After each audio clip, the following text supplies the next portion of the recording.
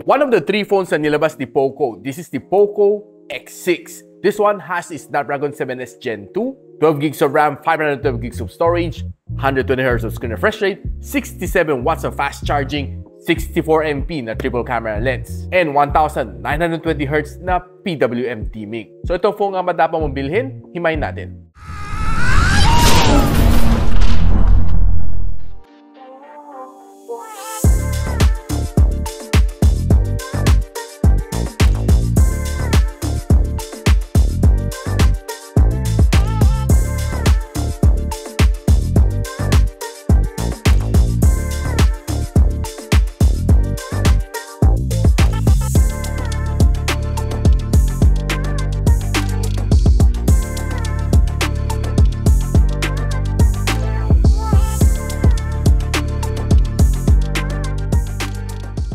So one of the things na napansin ko dito sa likod ng phone nito is pag hinawakan mo, marami pa rin siyang fingerprint kahit na semi-glossy siya. And another thing na napansin ko dito is medyo makapal ang kanyang camera bump. So once na nilapag mo sa flat surface, for sure magwa-wobble siya. But one thing na nagustuhan ko dito sa phone is that flat na flat ang kanyang gilid and it is matte finish. And sa ibabaw, nandiyan pa rin kanyang audio jack. So once na pinagmasdan mo siya na mabuti, ang kanyang side bezel is thinner than ang kanyang top and bottom na bezels.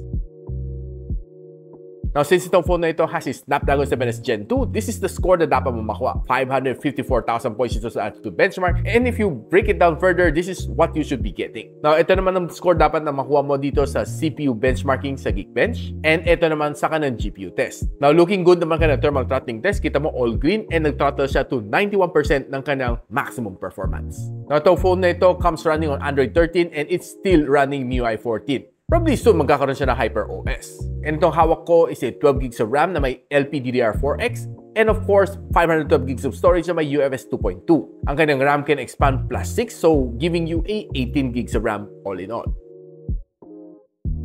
Now, ito screen na ito is a 6.67-inch na Flow AMOLED display, 120 Hz of screen refresh rate, meron siyang 2160 Hz na touch sampling rate, and meron din siya 1920 Hz na PWM dimming, so medyo protected ng eyes mo dyan. It is being protected by Corning Gorilla Glass Victus and 1800 nits ang kanyang maximum brightness. Ang dami ko sinabi, so meaning jump back to sa specs. Now, watching all of your favorite reels and shorts dito, I'm sure na mag-enjoy ka dito, browsing on social media, scrolling on your shorts.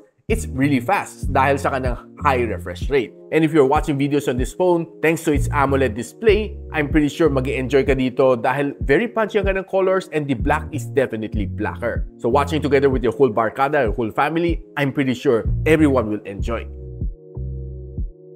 Now, since this one has two loudspeakers dito sa ibabaw at sa ilalim, pakinggan na natin quickly kung gaano kalakas nga ba to.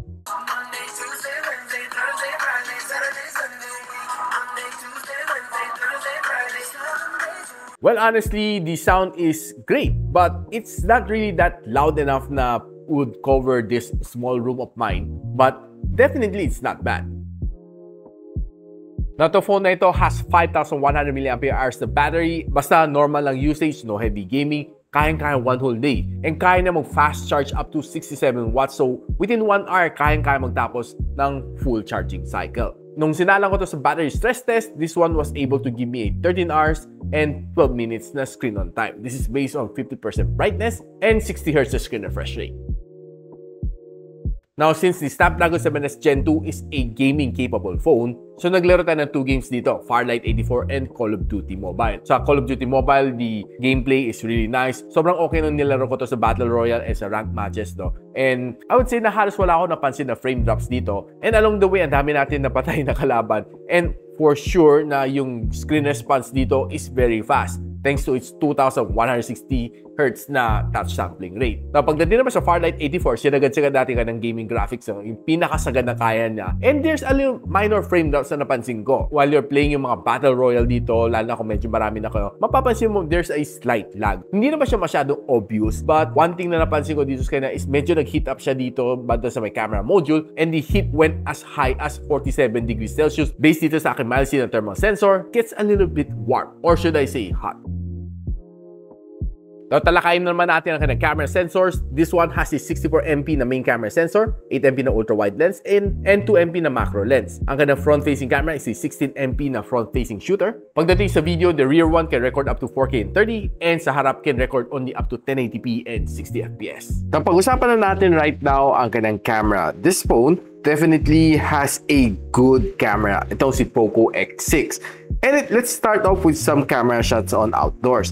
I would say na this shot is a normal shot.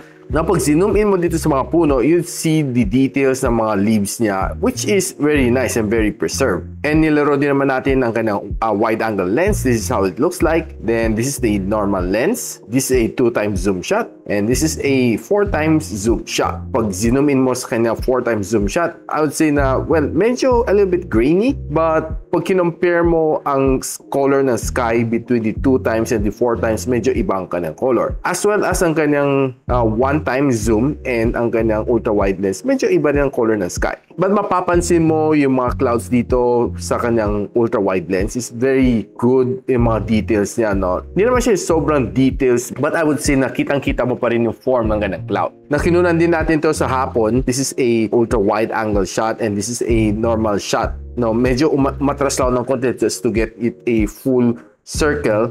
But mapapansin mo talaga iba ang kulay ng sky niya, no? This one is a little bit grayish. This one is a little bit bluish. Now, walking around the park, you see some of these shots are really nice. Now, if you go indoor and low light, some of these bokeh shot, I would say okay naman siya. Maganda naman ang kanyang pagka-cut sa kanyang mga edges, no? Hindi mo mapapansin na nag-soften ng kanyang edges. Now, one of the shots that I always look at is the bean shot. This is a normal shot. And pag zoom in mo mga beans dito, it's okay. Not as sharp as the other cameras that I've tested, but not bad at all. Now, nilaro ulit natin ang kanyang ultra-wide lens dito sa indoors. This is how it looks like. This is a normal shot, 2x zoom shot. And this is a 4x zoom shot. Now, if you check the 4x zoom shot, makita mo all of these mga characters dito, mga paintings are pretty much preserved, which is quite good sa kanyang 4x zoom. Checking some more indoor shot, all of these shots are pretty much sharp. Okay naman siya. I would say the camera is pretty good under low light. Now, nung nilabas na natin to sa gabi and taking some Christmas light shot, okay naman mga shots na ito, no? Except that siguro moving lang yung car, kaya medyo a little bit blurred.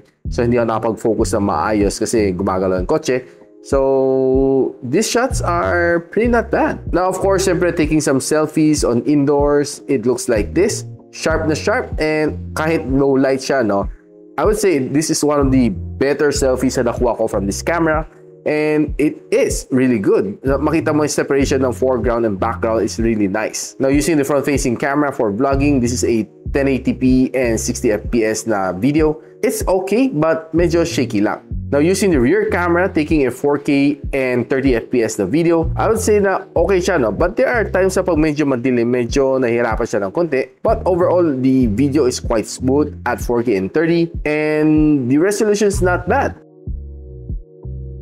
Now guys, should you even wait for the POCO X6? This one is definitely a good performing phone. I like its camera, it's really nice. And what's nice din dito sa kanya is that it can even give you some really good gaming experience. The form factor is nice and I like the grip dito sa phone na ito. Except that pag extreme bakbakan dito sa phone na ito, it gets quite hot. For the official price and link, I'll be posting on the description box below. And if you like this video, don't forget to share it to your friends. And a subscription to this channel would definitely be appreciated. And I'll see you on the next one. And so, ako para si Richmond, and you're watching Gadget Sidekick. Like and subscribe to my channel. Don't forget to hit that notification bell.